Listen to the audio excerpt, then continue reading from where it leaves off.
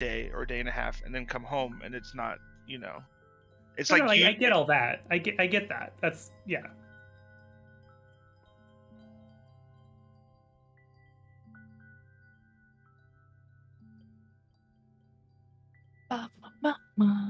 Oh, hello, everyone. Hello, Coslo. Hello, Cherry. Hello, hello. Hello. Also, I did want to ask everybody here, because I know a lot Vaguely of a you person. guys all go to Renaissance fairs, and I've been seeing the thing on Twitter of like the crazy like lady at the Renaissance fair, like That's just Liveplay. Is that what you're talking about? The I don't know. The lady that feeds you the drink sexily. Mhm. Is that what we're talking Yeah. Is that I just saw that. She's well known in this community then. No, so that's specifically the LA Ren Fair, but I want to be clear. Yeah, They nerfed Liveplay. We went, and they only have cans in the entire Ren Fair now. They used to do like floats, like they would have like port floats and mead floats and all kinds of like delicious crazy shit. And they would pour it into a glass or whatever, like a cup or a horn if you had. So yeah. Well, they would. So the thing is that they would pour the base, like whatever, like the mead or the port base, and then they would float like a wine or something else over the top, like a cherry liqueur or something. And how it used to be is they would nestle the cup in their bosoms, and you had to like lean forward and drink as they poured the float. So the faster you could drink, the more drink you would actually get out of your drink, instead of them just feeding you your own drink until it spills over. That's the rule. That's the cutoff. Yeah, once it spills over, once you can't keep up, that's when you're done. You get cut off, and then you take the drink. They nerfed it though. Everything is in fucking cans, and not the cans attached to your chest. Not. So there's 3 Thank you for cans clarifying. involved. Not the sick cans, the So this is another recyclable example cans. of the internet finding out about something that's been around for a very long time. Yes, and it's very much a like consensual thing. Like if you just want a beer, you go get it. Like there are people I saw complaining about it. Yeah. I imagine it's not like, oh, you want a beer? This is the only way you get a beer. I'm sure there's like, I'll just take a regular beer, please. This is one beer stand that is known to do specifically this out of like 8 in the whole fair. Yeah, you could go to any bar in Vegas and you could do shots out of a girl's boobs. Like, it's not that big of a deal. And they literally ask you, like, do you want naughty or nice? Like, when you walk up to the thing. They it's literally full of ask you, and there's signage. So. Right. Completely, you have to agree to it. Also, this is far from the most sexual thing you will encounter at these Ren fairs. Far from it. Yeah. No, I saw somebody complaining about it on Twitter. Like, I can't believe that it's gone this far. It's Like, bro, really? you ever been to a Ren fair? Is this your first time? I've definitely told people who like when I talk about like going like BlizzCon or whatever, and they're like, "Oh, is it like nerdy?" I was like, "Yeah, but nerds get horny too." Yeah, somebody I described it as the person actually like upset about it. All I've seen is a lot of thirsty people. Oh no, I encountered the upset person on Twitter, and I was like, man, this those people tend to outnumber the good people on Twitter. Yeah, but no, like somebody described it. It's the sexy Renaissance nerd fair, basically. Yeah. And if you didn't know it was horny, you should have looked ahead. Yeah, you should have maybe done a little research. Pleasure fair. Yeah, ladies are wearing their tatas up to their neck. It's gonna be a little sexy. The P is to clarify, this is a specific type of Ren fair. This isn't like the generic whatever corner of a Ren fair. No, it's a generic Ren fair. It's a generic Ren fair. Oh yeah, no, there are plenty of places, or like mermaid tanks can get a little risque depending. Like yeah, it's not like a kink fair, but it's definitely a liberated event. Yes. Like free most the tata. women who dress up for Ren Fair wear like ridiculous bustiers and like corsets that make their boobs spill over. Like that's just a thing and has been a thing at Ren Fairs for at least a decade. Oh yeah, those wenches do be making some booba benches. Yeah. And these girls make some sweet ass bank this time of year, and then it is what it is. Yeah. Listen, SoCal has Ren Fair girls, Vegas has pool girls. We are the same. Yes. Which reminds me, Devo, we should go to our Red Fair this weekend. Yes. I actually looked to see how long of I looked to see how long of a drive that would have been from here. And turns out, just honestly, it's about the same. Are you talking about the Irwindale one? The same one? Yes. Their last weekend was last weekend. Oh, that's right. They do end in May. The one by us is just going. I follow this guy. So I'm the boomer who like I don't have TikTok. I just wait for TikToks that are popular to be to go to Instagram. Correct. And so I follow the guy, the Jacques the Whipper guy, who does like the shit at Ren Fairs with the whips. Oh yeah. And I know he does like I guess it's like a Ren Fair, like a whole circuit or whatever. Yeah, it can be. This is a reason why women are horny at the Ren Fair. One of them, yeah. Anyway, continue. There's people that like always do their own local Ren Fair, and then there's the people that travel or get booked to certain Ren Fairs. It's a whole thing because Florida does theirs January to February because they have the weather for it. Yeah, that's when you want a Ren Fair there. Mm-hmm. But like Vegas has a Ren Fair. Mm-hmm. I think it's like Sunset Park. I think so. Yeah, I think it's at like it's like at the end of fall when it starts cooling off a little bit. I was gonna go and check it out, but it's much smaller. It's like super small. There used to be at my second apartment where I grew up, like the back of my apartment was like straight up against a like forest, and inside that forest was where they had like the biggest Ren Fair in the area for a month and a half out of the year. So I used to just like sneak through the forest and go to the Ren Fair a couple times. That's awesome.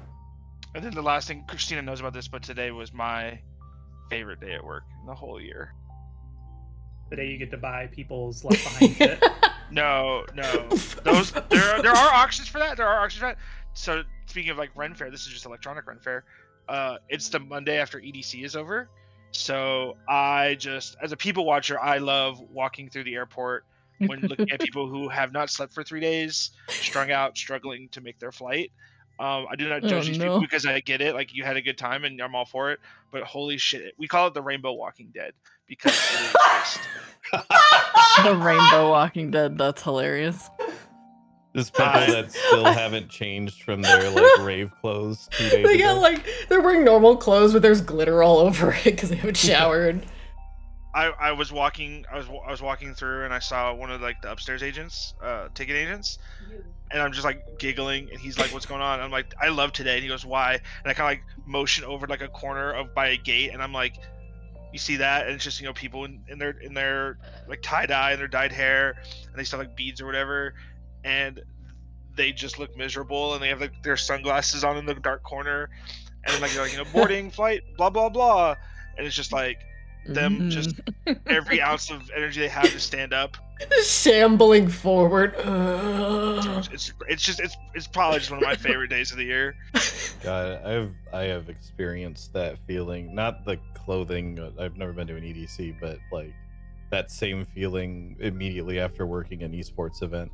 Where oh my god! Not only are you exhausted because you just worked an esports event, but also after the last night when everyone goes, "Fuck, we're finally no longer working an esports event," everyone just goes and gets absolutely tanked, and then the next day you have no energy because you've exerted yourselves in every single possible way.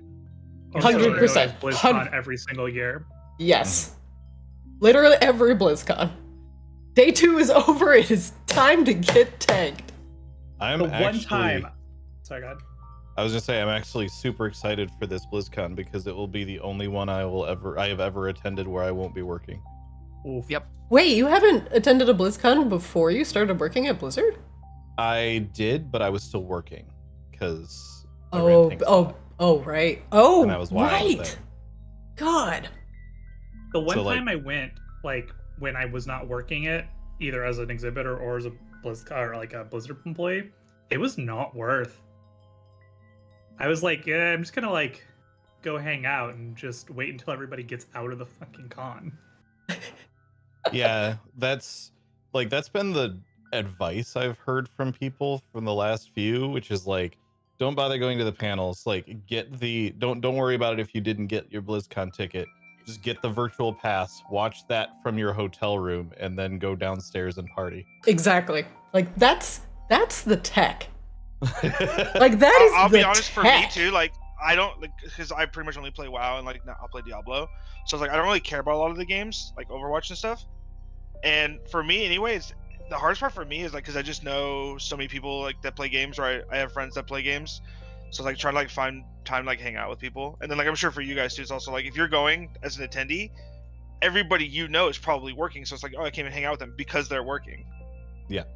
But not anymore, because now all my friends who were working are definitely no longer working, and then we'll go back to attend and not work.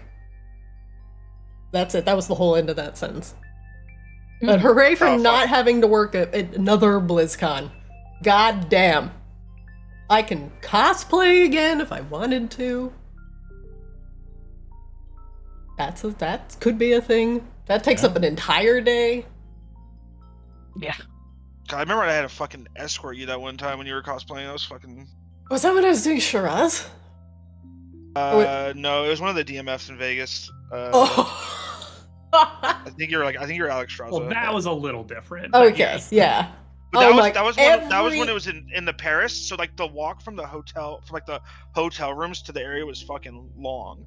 Well, yeah, and everybody wanted a picture because they thought I was a fucking Vegas costume character. They're like, oh yeah, she's supposed to be on the strip, you know, like panhandling. Christina, what? Technically speaking, I think you meet the qualifications of. I was gonna say that, yeah. Of a Vegas cosplay girl. You were a character. You were cosplaying. You were in Vegas. There were okay, listen here, you little shit. That were given. Listen here, you little shit. Fuck. I mean, wait. We're all trying to find the woman who did this. If the leather like panties fit, I mean. And they did. God, they did. Did you? Yeah, they put pants on Vanessa Van Cleef. That's probably the worst thing I've ever seen. Well, I've told you the story Free about the how they decided on Vanessa Van Cleef as your next cosplay, right? Oh yeah. Yeah. Okay. She doesn't have the ass for this now. No, my ass is now deteriorated. This is a non-used ass. Only for D&D purposes. In fact, I should, like, make underwear and just put it on the back, like, for D&D purposes only. No way, I should not do that! What the fuck? People are gonna start to ask questions about these campaigns you run. Oh, We're wait. going to start? Well, they're gonna start asking different questions about these campaigns. You know, sometimes, there it is. you know, as a DM, you just start saying words and you go with the flow, and then you look back and you're like, oh Why did I do that? what? What in the word salad? I once, while I was DMing like a one-shot for some friends of mine, literally fell asleep in the middle of DMing, but like kept talking. And they like woke me up to let me know that the scene I was describing to them was where they had just been like 20 minutes ago. You find I was yourselves like, in the "What?" parking lot of a Burger King. It's dark. The smell of gasoline permeates the air because someone was spitting out 10 minutes earlier. Like, wait, John, we were there. Yeah. He's just singing Whopper, Whopper, Whopper, Whopper, Junior Double bacon Whopper. God, I wish that was within the same 2 decades as when this occurred. All right, everybody. Get your snackies, get your drinkies. I'm examining something. Because we're about to get back into some city takeover shenanigans. Previously on Arctis Kaamos. Your takeover of the city is going well. Aside from you all having to potentially gain the trust of some of the local merchants that are working throughout Maginox, you're finding it to be a bit more of a difficult task than intended. As a side note, you all have decided to clear out one of the old churches that has gone long unused in Maginox as a city of decadence and splendor has no use for, religious tidings. And so the church was long abandoned, and the former Church of Eternal Night that worshipped, of course, the night, was now a refuge to the displaced Hamaki Drow, who were looking to toss aside their allegiances to their new bat god, and once again delve back into the Underdark and build their bonds with their dark spider god.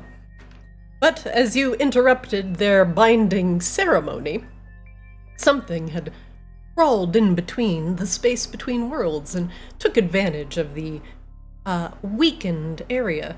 And while the Drow's spider god was not summoned in its fullest, a draconic spider-like entity intent on making the church its new home crawled across instead. You four, after running away, escaping, and leaving the horrific spider drake to its own devices for a day, you came back to the church as Azrael was starting a new religion after raising the young goblin Roxy from the dead. And Roxy, in her new revelation on her new life, has decided to spend the rest of her days building a new religion to Azrael, who she believes has rediscovered the power of true resurrection, as opposed to the quasi-reborn state that Azrael and Grabella both find themselves in at current. Thanks to Roxy and her pleadings, you all returned to the church where the spider drake was to discover that the drake had bound up all the drow into eggs and had begun to breed in the back of the church. You all quickly put the spider drake down and procured one of its eggs for yourselves. Checking out the warehouse in the back, you had given most of the supplies to the rat folk you had met in the Druid Grove as you returned to Maginox, so most of the things in the warehouse were already plundered. However, there was a few rooms in the warehouse that were still untouched. The rat folk seemed to want nothing to do with a ghost walk spider that was also crawling across the worlds, looking to make the warehouse a home. And a couple other spiders were building a nest near another door to the southeastern part of the room, where a familiar face was keeping tabs on things. The goblin Brixus, who had, been a little shit and a liar, and a loose-lipped little bastard, had ratted on just about anyone he could find in order to further his own existence. And now, with Brixus looking to head back into the Underdark with the Hamaki Drow, who was seemingly in charge of keeping the paperwork on the up and up. And as you opened the door and Brixus tried to weasel his way out of death once again, Grabella made sure that Brixus would not be leaving the room with head intact, and so the problem with the snitching goblin was quickly put to an end. Aside from that, the rest of the things, the ghost walk spider that was still in the warehouse, was guarding a locked back room that contained a few interesting things and a few very not interesting things. One room contained a festering animal corpse that had been trapped in the room and now was swarming with vermin. Another room held some supplies that had not been procured by the rats yet, and yet another held a resonant gem, which would surely come in handy. The last of the 4 rooms seemed to be an area where Brixus may have once called it a room, but it seemed to be abandoned now that Brixus was prevented from entering that room from the Ghostwalk spider. But now Brixus is prevented from entering that room via death. So, you found his backpack in the place he was previously sleeping in there. Aside from all of the excitement over at the church warehouse, you return back to Kozlo's den to inform the rest of your crew that the church was no longer a threat, and Roxy and her friends could start rebuilding the church into Azrael's name, whatever that may mean. Grumpus had told you a little bit about the very good ale and rum that you all were imbibing, and reminded you that trade in Maginox was still slow, and some of the merchants of Maginox were potentially eager to get sales going again, as long as the city was safe and their wares would not get stolen along the way.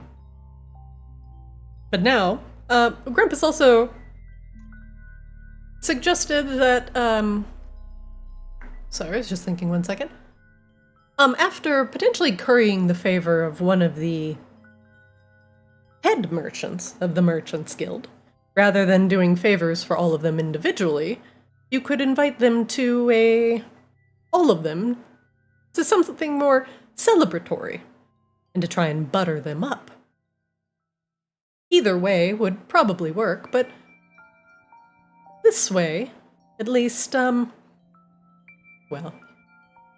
you might be able to have a little bit more influence if you were to hold a party at Kozlo's den in the merchant's honor, in order to butter them up a little bit, as opposed to just doing individual favors for them.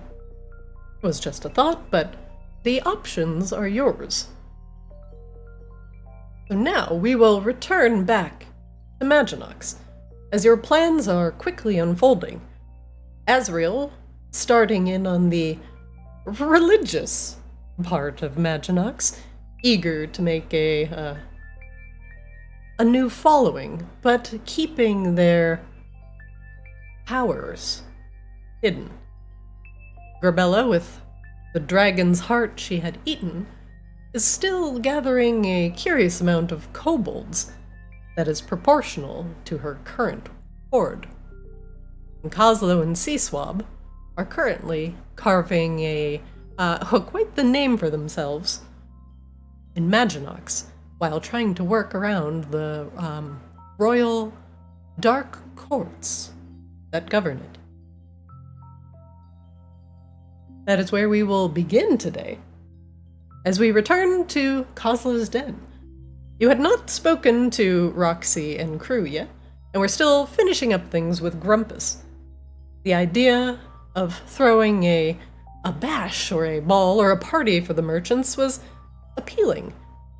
But you did have some broken furniture to possibly address. Let us return back to Kozlo's den, and we'll see where you all want to go from here. One thing you do know is that the, excuse me, the apothecary that you met at the Maginox docks, whose name is Larix, was interested in getting a night bloom for himself from the night bloom garden. You do know that Catherine Ravensblood there's not a comma in that name, is the owner of the night bloom garden. And you are in good graces with her. So you could ask her a favor, but you're not quite sure what a night bloom is, and if Catherine will take issue with that. So let us begin back at Kozlo's den, as your plans and plots are coming to fruition.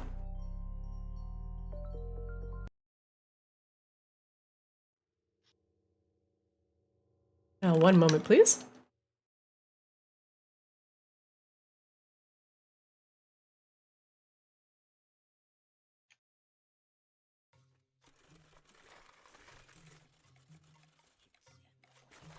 Nope, that's Tinker's Workshop. Why this? How about Blobby Samba?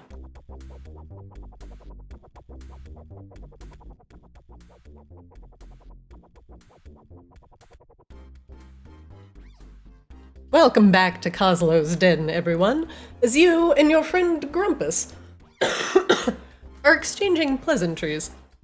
You know that Roxy and crew are in the back. But there's not a lot of tourists or, money coming into Kozlo's Den. Tourism is still pretty down. But at least you have a Ravensblood guard outside, and Sunny is back.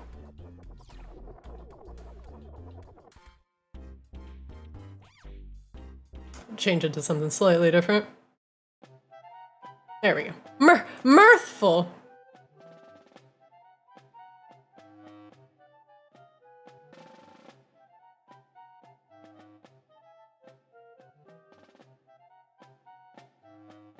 Alright, you all may begin. Excuse me. Let's set the stage. You're all sitting around the bar at Kozlo's Den, wondering just exactly what your next steps will be. Rebella, you do know that your lair is currently, well, last you left it, in good hands, after you had purged it from the presence of the Blood Hag. Azrael, your church, is now cleansed of all drake spider presence. And Roxy No, it's can... not. What? We have baby spider incubators. Oh, that's true. Okay. Not all. Most. And Kozlo... Very small. You have been in a flurry of activity. The only thing that you haven't heard back on yet is, Lena Umbrellas is currently doing you a favor, but she has not returned to Maginox.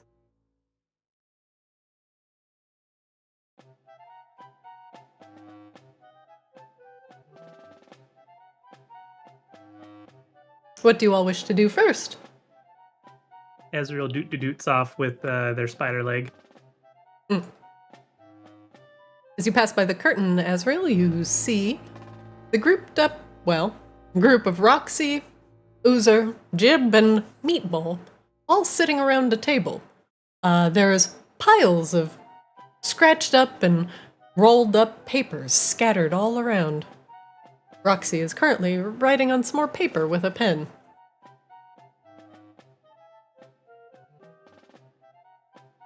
Azrael reaches over with the spider leg, stabs one of the pieces of paper and slides it over to take a look. Huh? Oh. Hi, Azrael. Oh, hi, Roxy. Here, I got you a staff. Ooh. She holds out her hands for the spider leg. It's still dripping. Oh. What is it? It's a spider leg. A very large spider leg. Oh. She swings it around a little bit and kind of pokes at Oozer, who just kind of flinches away from it. Ooh. And Azrael digs into their robes for a second and puts on the horrifying spider face parts as a mask. And I got the mask to match. Oh. Oozer at this point is looking like he wants to crawl under the table. Oh, that's really spooky. Can I see it? Oh, sure. Ooh. She takes it and puts it up against her own face and puts it down on the table. Can I borrow this for a little bit? Okay. She puts it on the table and takes out a new piece of paper and a thicker pencil, and she begins sketching it. Our brand. What is this thing? What's what thing? What? This horrible spider face. Did you make this? Oh, well, I ripped it off the face of a spider. It was a very large ethereal spider. Oh, so this spider was your enemy. Probably Um, wanted to wrap you up in a big web and pull you in your souls back into the ether one at a time. Well, I did feed it Brixis. And so, Roxy busts out another piece of paper and begins writing on that furiously. Azrael slew the great ethereal spider that threatened to draw their souls back across the ether, thus making the spider's immortal enemy.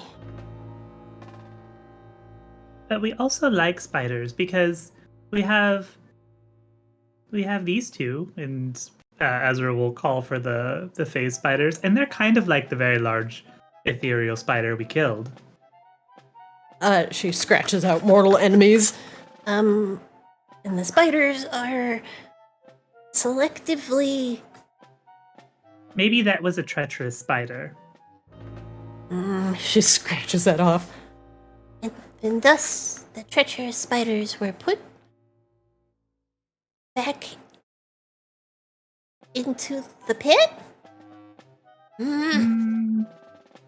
How do we like some spiders? Not all See, so I was going to show up like right at the end of that part and go, no, it's the spiders who accept Azrael as their Lord and Savior. Oh, so this spider was a heathen and did not accept Azrael. Sea Swamp gives Azrael like the look with like a little grin of like, have fun with this, buddy. And then, after asking the spider, would you like to be a part of the good spiders? And Azrael said, no, wait, no, Azrael said, would you like to be a part of the good spiders we like? And the spider drake said, no, I am evil. And we don't like She looks up at Azrael. evil? She looks up at Azrael very questioningly. Sure. Well, we don't like bullies, that's for sure. Was the spider drake evil or a bully? I don't know that it was particularly evil. What is evil? I don't. It just wanted a home, and it bullied everybody out of what it tried to claim as its home. But- Is that evil? But we claimed it first. Technically, the drow claimed it first, and then they murdered you, and then we murdered them and claimed it back. And then the spider drake showed up. So I guess that's sort of like hating evil.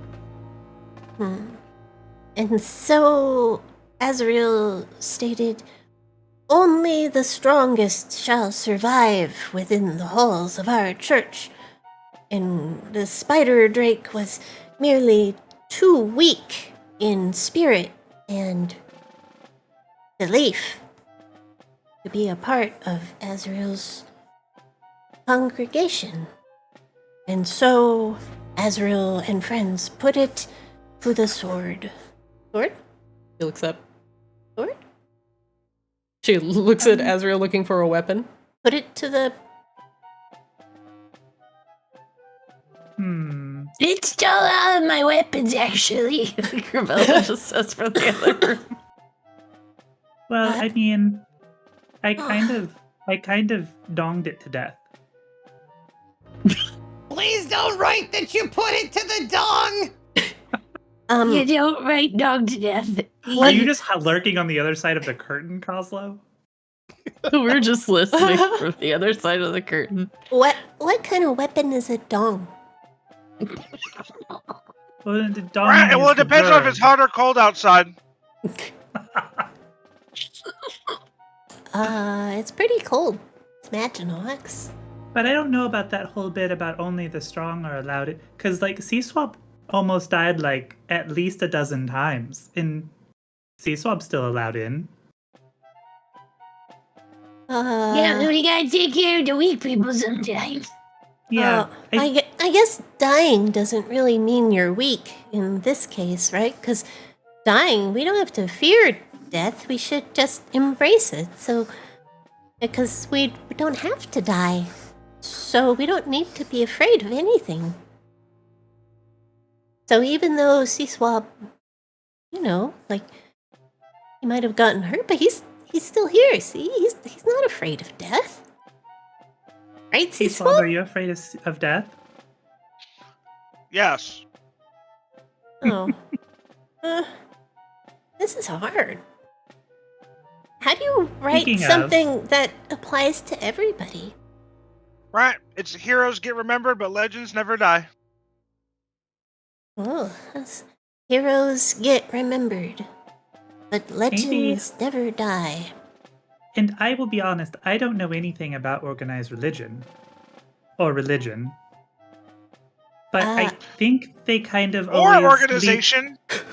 or organization. But don't they usually kind of leave things vague on purpose so it kind of is a one-size-fits-all, non-exclusionary type thing? Right, well, technically, Yeah. technically, after it's written, we adjust it and take out the parts we don't like to make it our version. Okay. Well, so what I'm seeing here is that one, it's okay to take stuff from people that are, or from things that are weaker than you. It's okay to take things from people who are bad and do bad things. Yeah. She adds in a little. It is okay to take things from bad people, Scratches out people. bad things that are weaker than you. How's that? Well, sometimes we take things from bad things that are stronger than we are, too. But I don't want to know everything that you don't want on a hamburger. I just want to know the things that you do want on a hamburger. Like, you don't need to tell me you don't want a pillow on the hamburger. That's just kind of a given. But You then making aren't you... hamburgers in here? I'm starving. Oslo, they're really bad at making rules that, like, Their favorite burger is ham. who But- likes a hamburger? But if you only take things from bad people who are weaker than you, then you never stand up to the strong bullies who bully people and get away with it. So we're She writes a second thing down. no bullying unless Scratches that out. bullying is okay if you are strong. I think you should lean more into being a good person kind of stuff than strength versus weaknesses. Because everybody's got strengths, everybody's got weaknesses, right? But And we're trying to lift up the less well received folk. You know? are we? She looks up at Azrael. Well, at least politically. She nods at Coslow wherever he went, barely went in. I just Well- want to make sure everybody knows how amazing Azrael is. They should listen to Azrael because Azrael's not afraid of anything. Well, I did kind of bring you back because you were small and you didn't deserve to have what happened to you happen to you. And you were killed by bullies. So, yeah, Sure. I guess we kind of do stand up for little people. Like Coslow. Coslow's always standing up for the goblins. And Grabella stands up for the kobolds. And they're actually little. Very small, in fact. Yeah. As long as you're not an asshole, you deserve good things. This whole movement's about getting us little people who's always been picked on in the past, getting us our fair dues, yeah? Yeah, we helped the rat people again. And even though we did help the they're... rat people. Yeah, and even though a lot of people think they're scary or mean or weird, Or things stinky. and poo, you know, they're good people. You level with them and you talk to them, right? We just treated them nice and we're you know, gave them a leg up, and giving them a leg up gave us a leg up, you know? Hey, I think I've got it. One. It's one of them, Even one drop of water rises to the ocean. Huh? Yeah. You lost me now, too. Everybody counts, but, oh I, god, I'm not good at this. Why did I think everybody counts the water in the ocean? I don't get it. No, I'm saying, like, every person and everything in the ocean matters, right? You got the rocks, you got the animals, you got the people on top of the ocean. But just because there's a big boat on the ocean doesn't mean the stuff underneath doesn't matter. Grabella seems Roxy's satisfied just with what she's staring, saying. like, Huh? she looks at Asriel. Yeah, I think fish matter too. Yeah. Okay. No eating fish. No, you can only eat fish on certain days. No eating fish on Tuesday? I don't like Well, I don't Tuesday. eat fish any day. I don't eat anything. So I will defer to you who eat. No eating fish unless it's been properly and lovingly prepared with respect to the original ingredients. C-Swab, what is your least favorite day of the week? Mondays. Okay, no eating fish on Mondays. Okay, Also, we need rules. It makes you... if you cook your stronger. fish at work in the break room, you're a piece of shit. Oh, yeah, that's definitely going in there. Do not invent a microwave and then cook fish in it. Do not reheat old fish meals indoors. Underline. Oh, yeah. That's good. Okay, I think I got the bully thing. Okay. 1, protect the small, and... That's actually a really good segue, Roxy. Because we have 2 little baby spider drake eggs to take care of now. In our church. Oh. So... we kill the spider? No, we raise the babies. We raise the babies. Hey, think about it this way. There's lots of things, like goblins, like you and me, that a lot of people over the years have said, yeah, they're nothing, they don't matter. We're trying to change that, yeah? Yeah? So it's about what the person or the thing or whatever it is doing, not about who they is.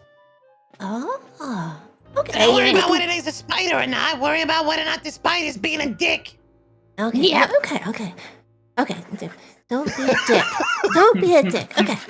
That's good. Don't be a dick. Should be Nailed rule it. number 1, honestly. I'll move that up. That's really... Don't be a dick.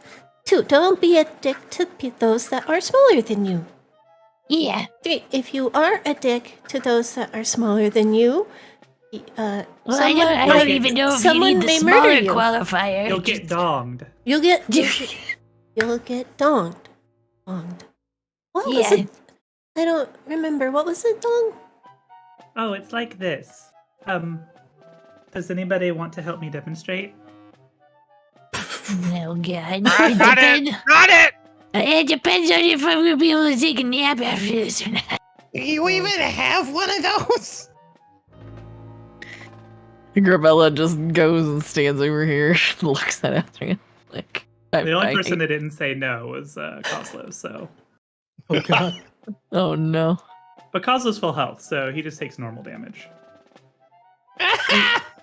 We won't use Blessed Strikes. It's like that. Oh. Roxy's eyes dilate. Wow. What a... Yeah. Get dogs, bro. Azrael, put that dong in my face. Oh, it's a sound. The dong. Oh. Yeah, I guess it does make a sound. What a beautiful sound. It almost sounds like a melody. Okay. or else get donged. Come on. Okay, 1, don't be a dick. 2, don't be a dick to things that are smaller than you, or else you'll get donged. Right, That's there a should pretty be a good start. caveat there that if somebody can also be smaller than you, but also be a bully. That seems too complicated, C-Swab. No. Complicated is good when it comes to these things, because then we get loopholes. Oh, Ah. and that's good? Yeah, because that way we can decide it means whatever the hell we feel like it means at the moment. That's true. Oh. Let me look. Don't be a dick is like really broad. Yeah. And so we get to decide whether or not somebody's being a dick. Yeah. And Azrael, if Meh. we decide, hey, you're a dick, then you can dong him. And then we can point to the sign and say, didn't you read the sign, stupid? And then, before you came in? And then we point to the tenants. Oh boy. 1, don't be a dick. 2, don't be a dick to things that are smaller than you or you'll get donged. It's perfect. With a little bit of fancier language and put a couple vowels in there, make it sound real old. I'll give it gravity. I'm feeling real lucky that these kobolds just have blind faith in me because I don't know if I'd be able to write all this shit down. Okay. So now we have some, core principles.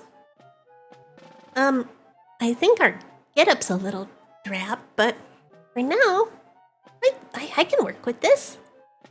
Oh, we have a get-up? Oh, yeah, they're kind of just sewn together potato sacks. They're like what Oh. you're wearing, Azrael. Well, I'm just wearing armor, and, well, okay, yeah, these are just rags. That's fair. That's a fair point. Mm-hmm. Wouldn't Azrael still have something from when we went to the dinner with Catherine? Azrael was extremely uncomfortable in that, and that immediately went somewhere else. Hey, Jim. I got a bunch of stuff for you. Yeah, what's up, Grabella? I got a bunch of stuff to give to you that we got all these armor sets and things. Oh, yeah, what do you got? Are we hooking up everybody with some, weapons and armor? How many did I pick up? It wasn't it a lot? Everybody just kept handing me stuff. I at least have one set of leather studded armor to get rid of. I handed you a bunch of valuables for the Horde. Mhm. Yeah. I have a short sword here that I don't need. That I can Grabella, give it looks like you them. have most of the gems and stuff. I end up with a gem. I think there was a bunch of like armor and stuff that we found in the back area. I don't think we picked it up necessarily. It's probably still there. I do have some stuff that I can give him though. Is there a way for me to trade, or do I just trade with you? Anything you want to trade, you just put on the ground. Okay, so I've got like You're not a part of the system. 7 rapiers. Throw it on the ground. Oh, I've got hey. a crossbow. I've got a short sword. I'll pick those up. Oh, I'm too far away from the bow. There's a bunch of like the leather studded leather items, I think. Yeah, I have one set of that. Some things are really angry about leaving my pocket. Could you leave my pocket? Thank you. Wait, is that a +2 short bow? You should keep that. That should go in your Horde. That's magic. That is magic. Okay. That's really powerful magic.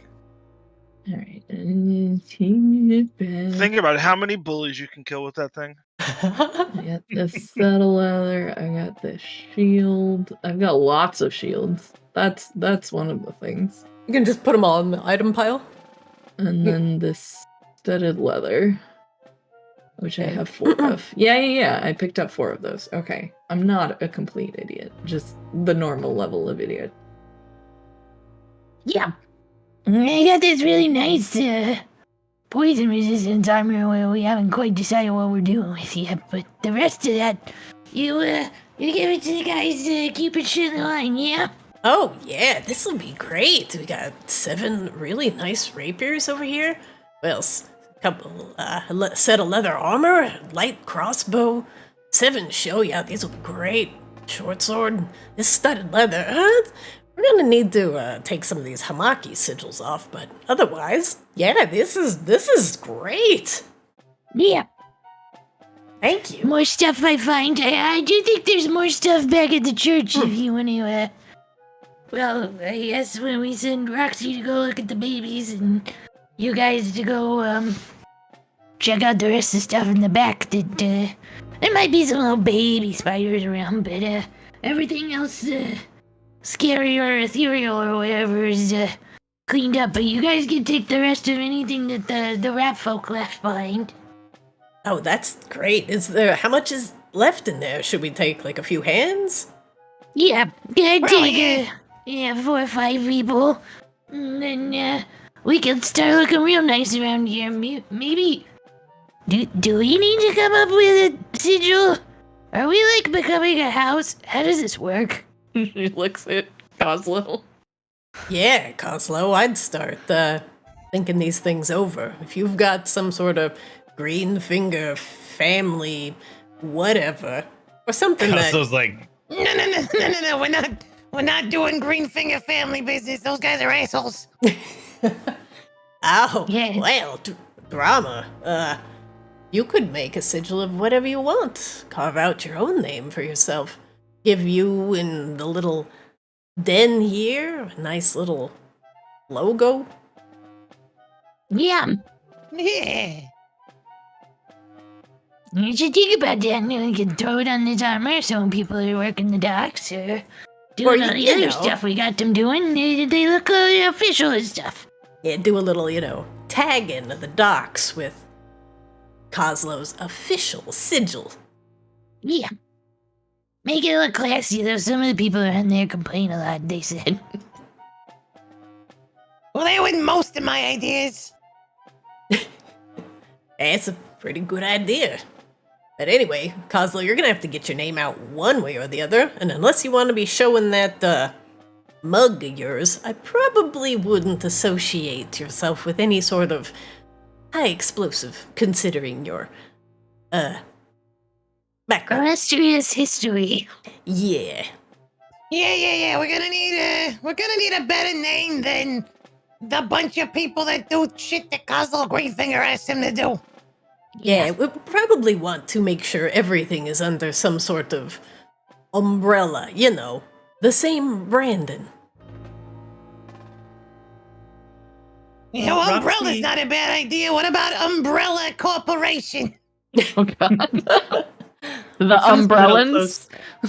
I Sounds think a the little close to House Umbrellas, right? yeah, I think the umbrellans, Yeah, I think we get in trouble for that. I think There's that's some brand sort of confusion there. yeah, some sort of infringing. But So yeah, maybe Roxy, no umbrellans. Now that you don't have to actually buy the church, we just have the church. That pile of gold I gave you, you could get less drab vestments. Is that the right word? Yeah, the lady next door is really nice. You just tell her we sent you, okay? Okay.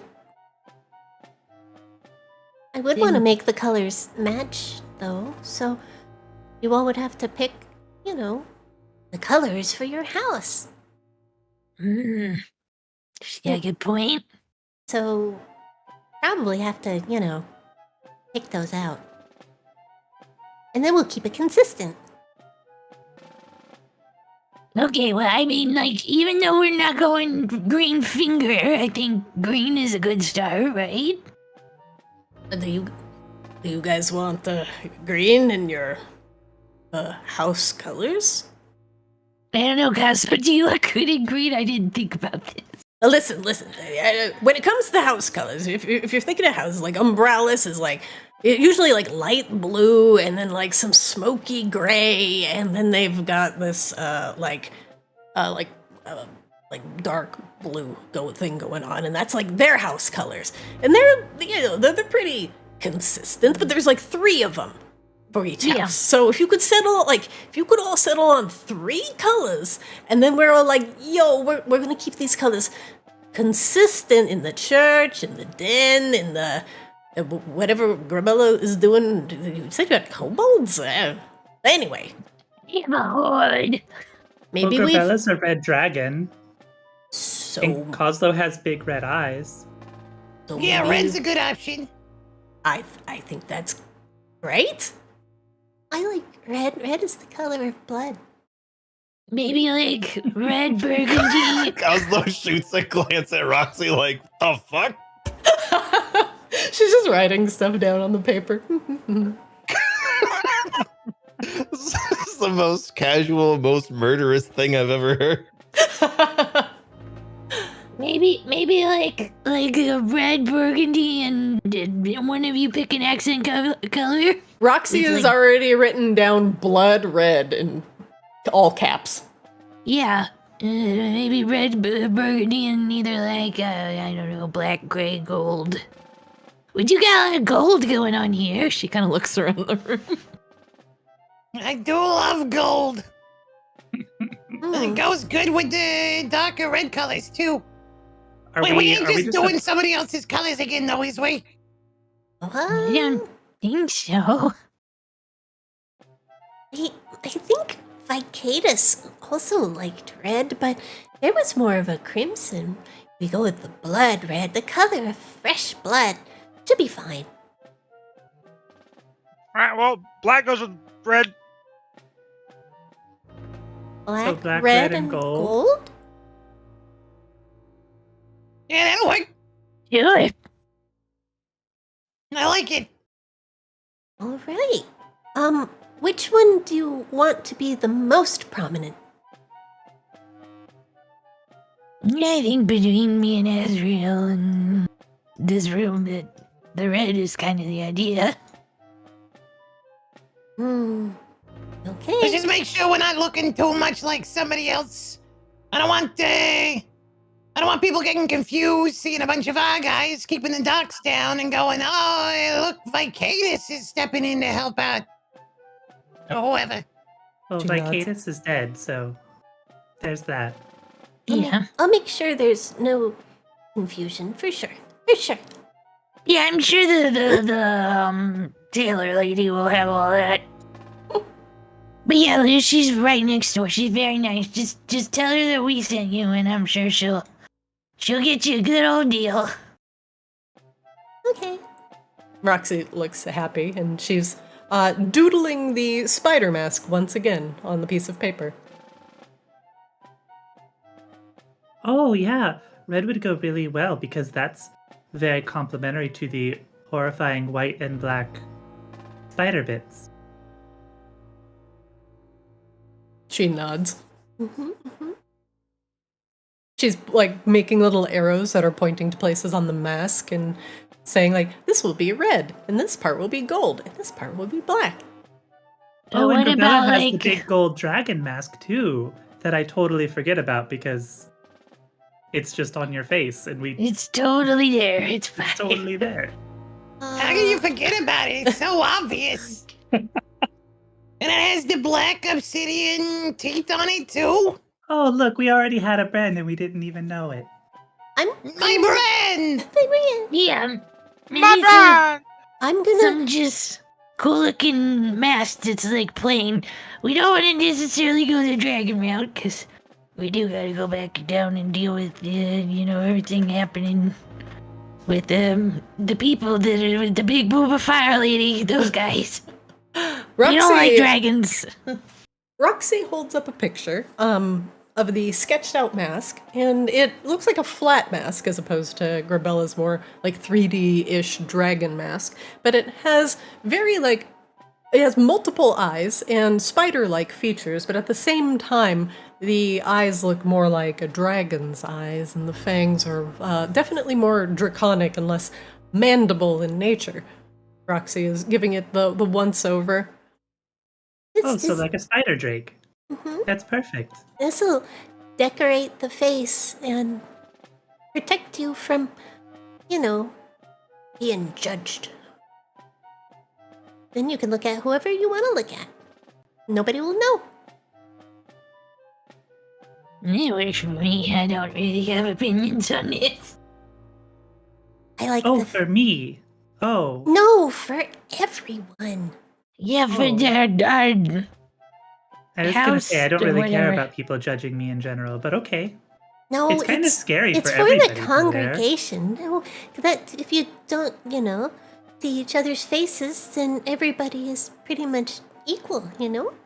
This could be good for like Yeah. rituals. Oh, and then we and- could attract rich people who would be otherwise scared to be a part of a ritual. Yeah. Or religion. Yeah. Maybe the mask is like part of it, and you could just like, It's like your membership card. yeah. And then Roxy. yeah. Have we settled on a name yet? That's kind of the last piece we need. We've got full outfit, full mask, anonymity, basic rule outline. We really just need a name. Okay, 1 second though. Let's think about this for a second. Yeah, this is really important. Because there's a difference between stuff for the church and stuff for the house. Because we gotta keep that separation in church and state, yeah? Yeah. Yeah. And Who for tax says? purposes. Wait. Who And says for we have tax purposes. And for liability purposes. to? Who says we have to keep them separate? Who says? I think I just did. Okay, well. Yeah, it's not wrong. It's Wait, what do you got? What do you got? What are you thinking?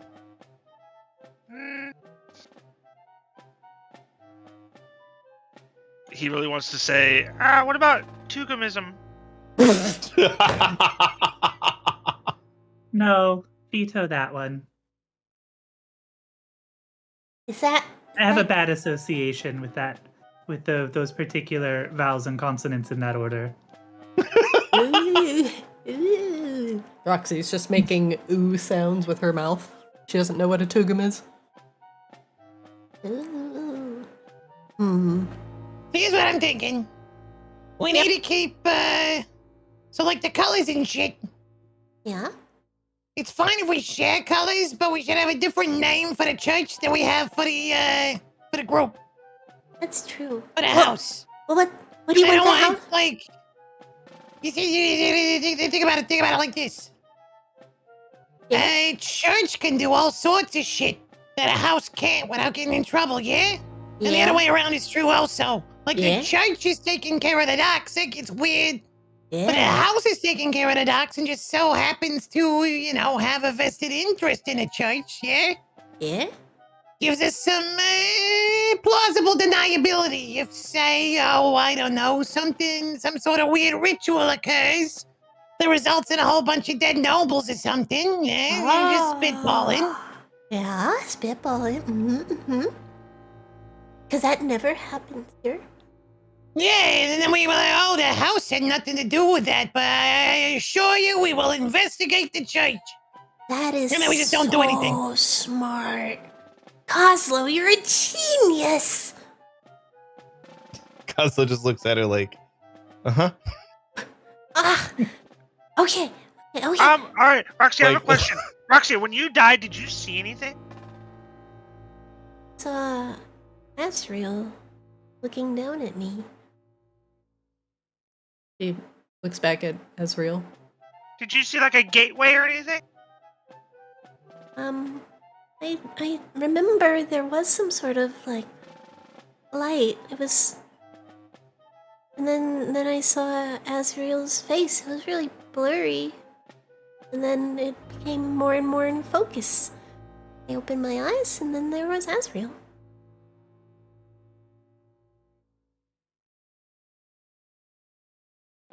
So no like gateway. No, You really want there to be a gateway? but there could be. Then we should call it Heaven's Gate. Oh, God. We could just call it Azrael's gate, but there's no gate. It could be just Azrael's face. But that's Yeah, no gatekeeping. Yeah, that's part of our tenants. No gatekeeping.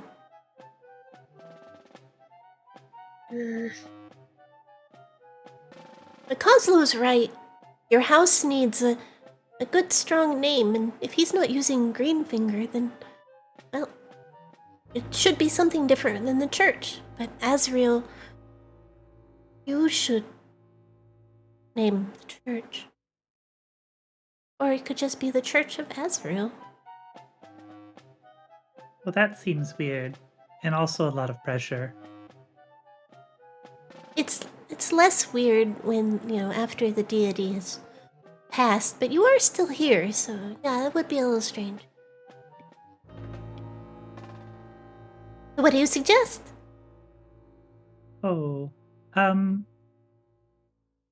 well, I guess a major tenet is keeping people from dying, or bringing them back from dying, and going to whatever's next. Mm-hmm. And I do manipulate the twilight an awful lot. So something maybe between day and night, like dusk. Ooh.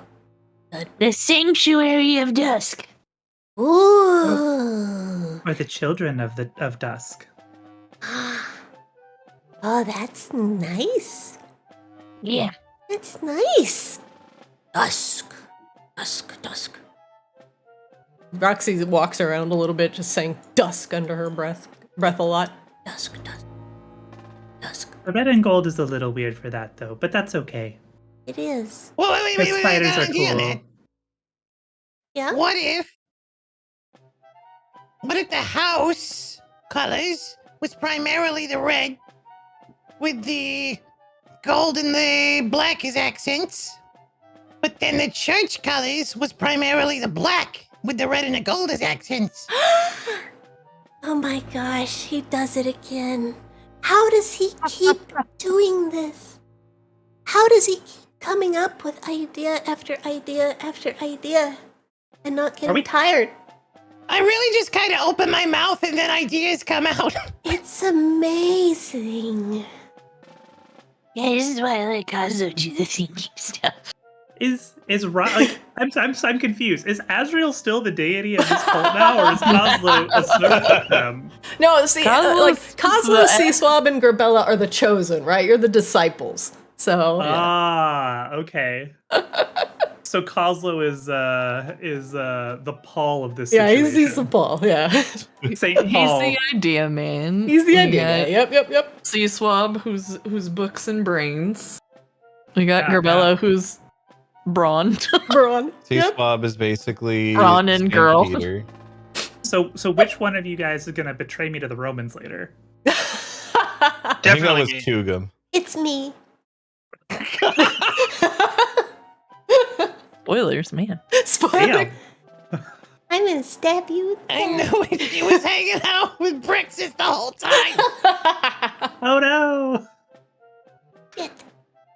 Little did we know that Roxy dying was actually the best thing that could have happened to the Kaamos crew. We just weren't ready That to was accept definitely it. Brixus dying. I will die on that hill. was felt satisfying to everything involved. The fucking cosmos rippled. I hope a Senate runs into Roxy and she starts trying to spread this, and they go, "What the fuck is this?" and kill. And that's how you get a martyr. And that's how you get double religion. Yeah, it's true. Double XP Religion. bonus.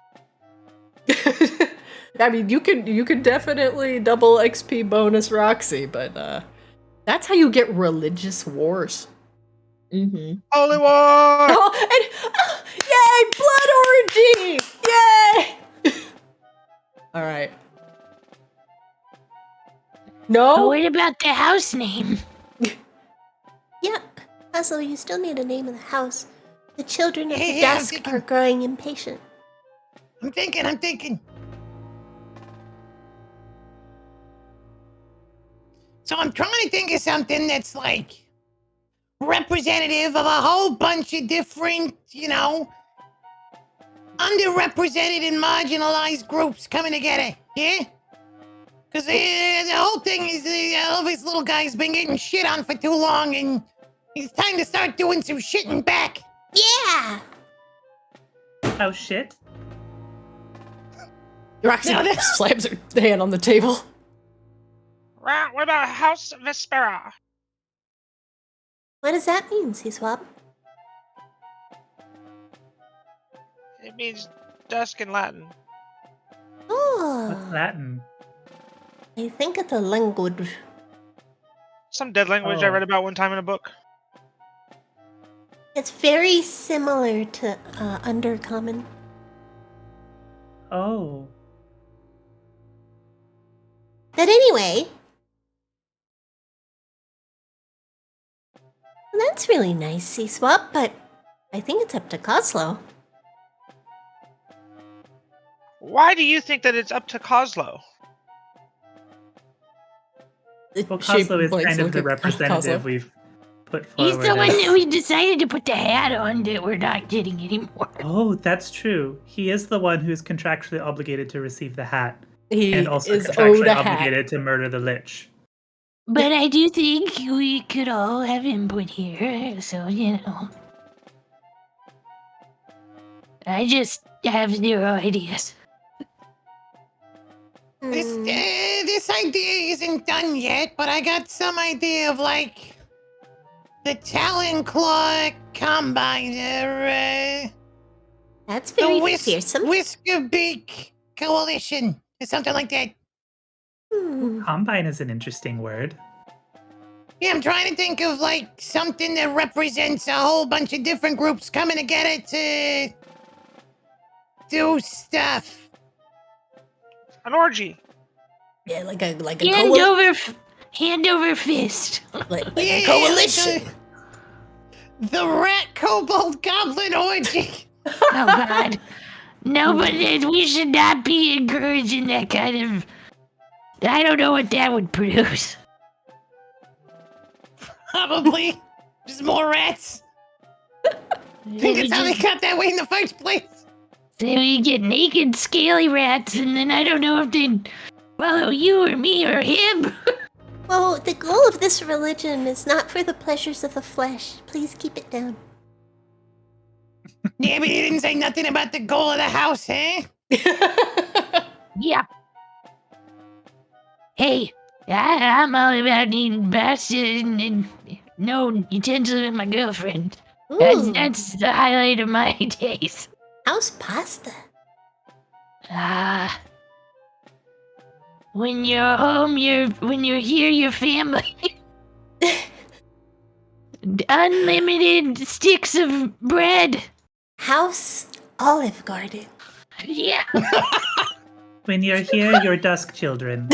When you're here, you're recruited into a religion.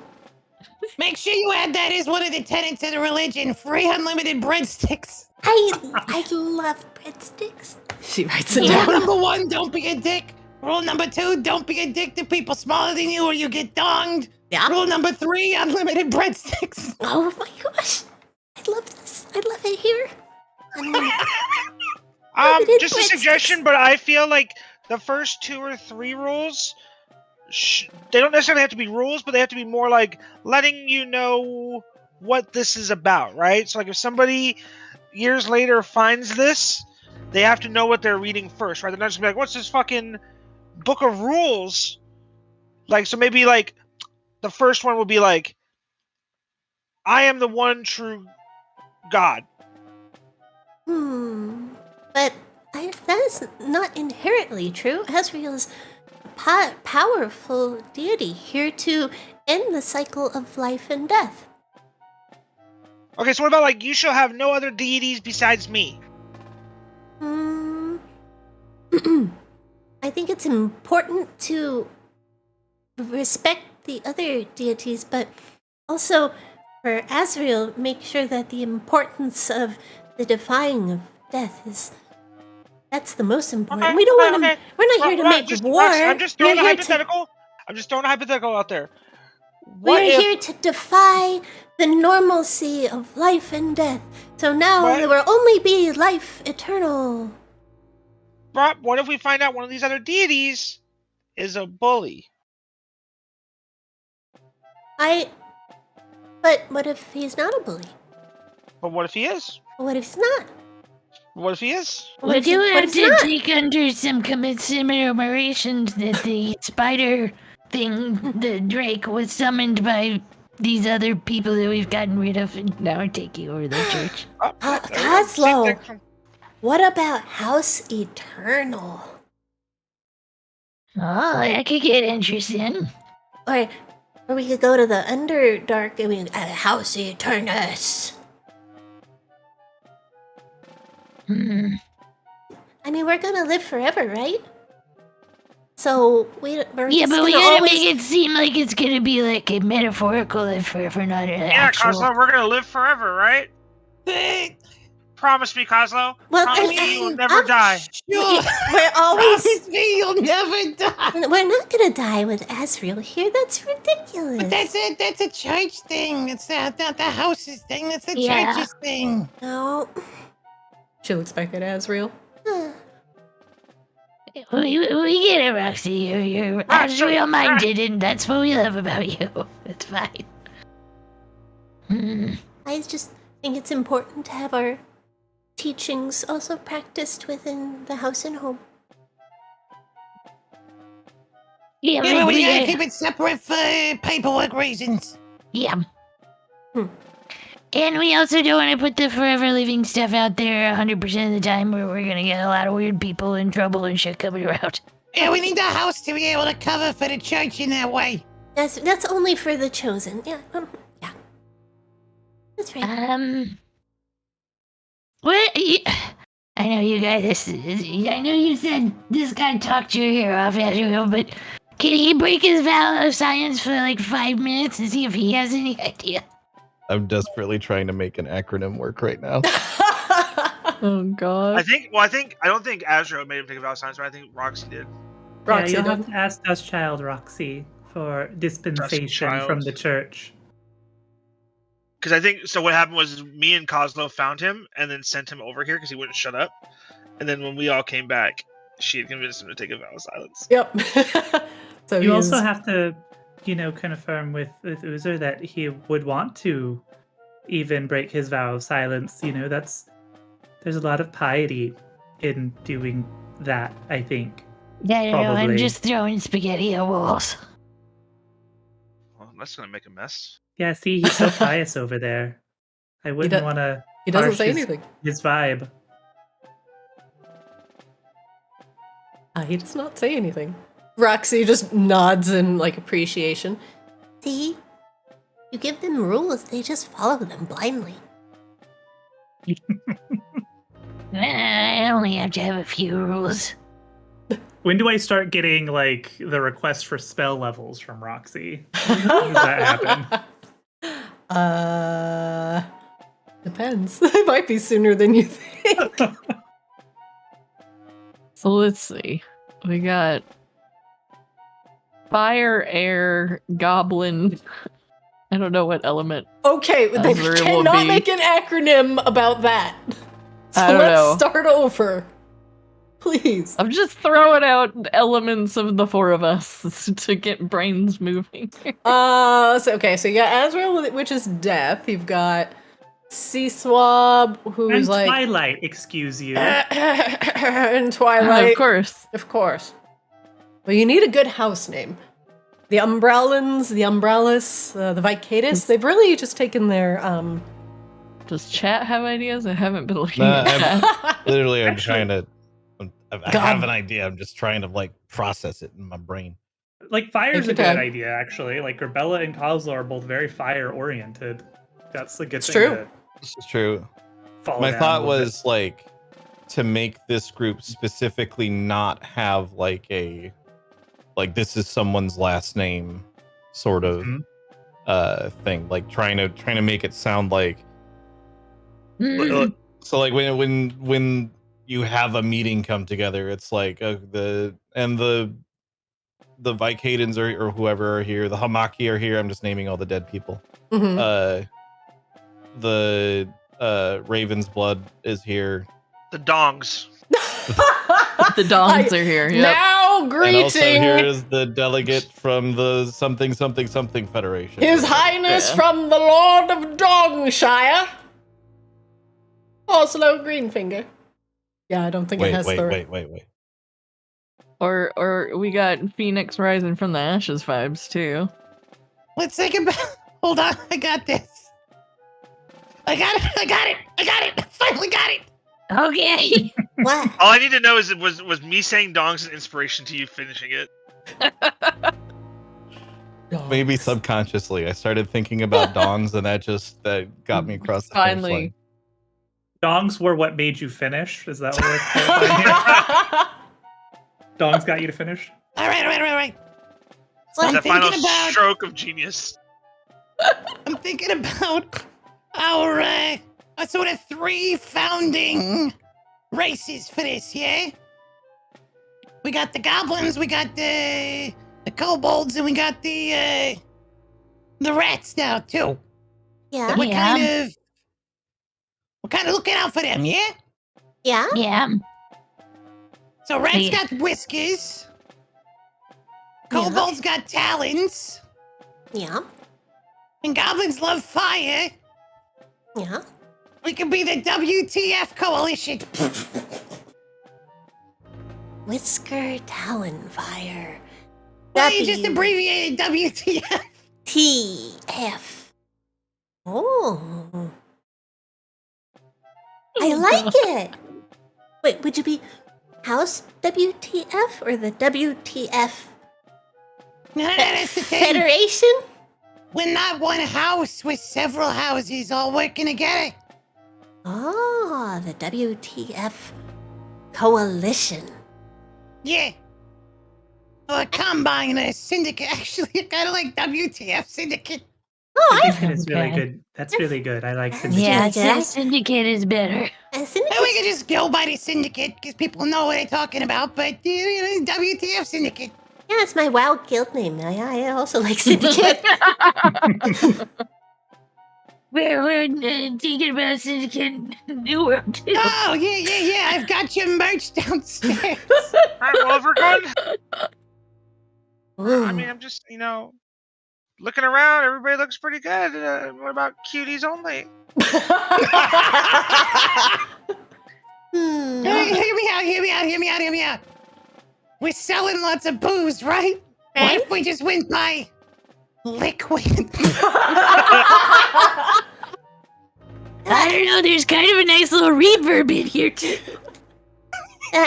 No, that's kind of we like can't an be. echo. No, we can't be I pretentious. mean, we do have about a lot just- of people out there stealing shit. 100 thieves. You can't be mean to people. Makes you sound like an elitist jerk. We got a lot of policies in here. Maybe we should really get a meth into our madness. Yeah. Did we get all of them? We're getting there. This really is a big dumb house, isn't it? I think. Yes. Roxy, I imagine when you came back from the dead, you were really on cloud 9. Oh yeah, I was really happy. Oh my lord. Unless it was just a phase. Oh, well, you were saying that there's the combination of, the kobolds and the rats and the goblins. We could be talon, scales, and mice. TSM Syndicate. Oh my god. I don't think they're a part of Cancelled. Maginox anymore. I don't know, guys. I feel like we're giving this way too much complexity. There it is. All right, I think that checks off the entire bingo board. Yeah. There it World is. of Warcraft! Like, we could just tell ourselves. This is truly a world of war.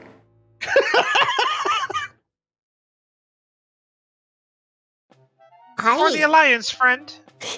I will fucking kill you. My neighbors are probably very, very happy that we got our AC fixed today, so I don't have to have my window open for all of this. That's true. I love the WTF Syndicate. Yeah, I think that works. What do the rest of you think? Seems good to me. And it could not possibly ever be misconstrued to mean anything else.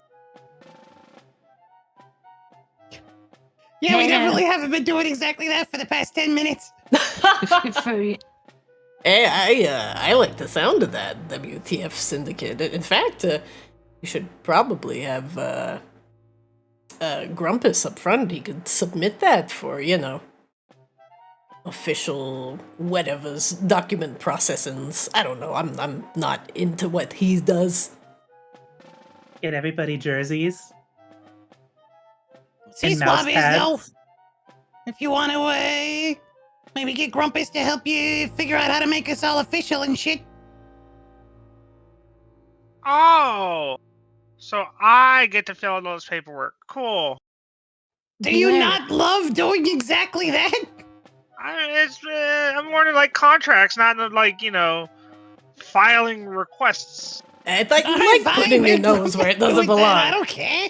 I do think you're better at words than most of us. for the What do you think I am, some sort of evil genius?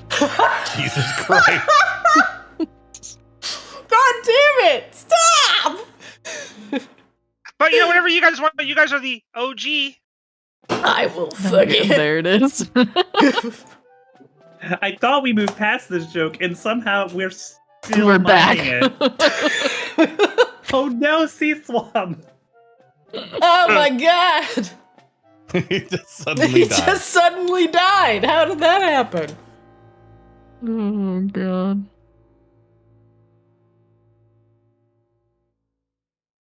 Sounds like we're making progress. Now we have, the Dusk Children are ready. And we have a Yeah. very busy day ahead of us. Come, Oozer, we're gonna go shopping and do some cleaning. He gets up. Roxy gets up from her pillow and bows to everyone. Now, if you'll excuse me, me and Oozer have some work to do at the church. We'll get everything cleaned up, all nice and neat. And don't forget to feed the baby spider drakes. They're in their little eggs. There's plenty of juice sacks to squeeze in there. What do they eat? The cocooned drow bodies. They're already decomposed. There's already there's like a little tube. You just hook the little sacks up and squeeze them a little bit, and the tube should go in already. Okay. We accidentally killed 2 of the baby spiders because I didn't get the tube in right. God. Oozer and Roxy leave. Well, now that we've got a name, you just need that logo, Coslo, and I'm pretty sure you're just good to submit. Yeah. We do need to go figure out this whole flower situation so we could get the docks looking a little Oh yeah, more favorable in our direction. you guys gotta butter up the merchants of the docks. They don't want anything to do with us. They think we're gonna rob them. Well, didn't some of them actually do that though? I mean, some of them maybe did some robbing, or no. None of our people robbed any people at the docks. Definitely may have put some holes in roofs, though, inadvertently.